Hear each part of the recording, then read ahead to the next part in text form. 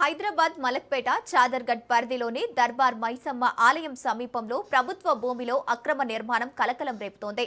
Telangana police శాఖకు చెందిన భూమిలో లక్కీ గ్రాండ్ పేరుతో అనుమతి లేకుండా గ్రౌండ్+1 అంతస్తు నిర్మాణం చేపట్టి రెస్టారెంట్ను నిర్మిస్తున్నట్లు ఆరోపణలు వెల్లువెత్తుతున్నాయి.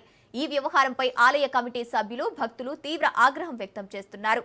రెవెన్యూ, జీహెచ్ఎంసీ, పోలీసు మరియు దేవాదాయ శాఖలకు ఫిర్యాదులు చేసిన అధికారులు చర్యలు తీసుకోవడం లేదని ఆరోపిస్తున్నారు. అధికారులు వెంటనే స్పందించి అక్రమ నిర్మాణాన్ని తొలగించాలని భక్తులు డిమాండ్ చేస్తున్నారు.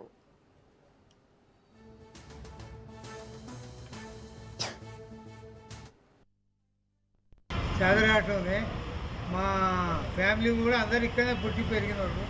కనీసం 100 సంవత్సరాల కంటే కూడా ఇక్కడ మా వాళ్ళు ఉన్నారు. అయితే మేము పుట్టినప్పుడు ఈ చుట్టుపక్కల ఏంది అంతా కూడా కబ్జా ల్యాండే. నువ్వు అటుపక్క, నువ్వు గుడి వెనుక, ఇటు పక్క అంటే కబ్జా ల్యాండే ఉన్నది. అది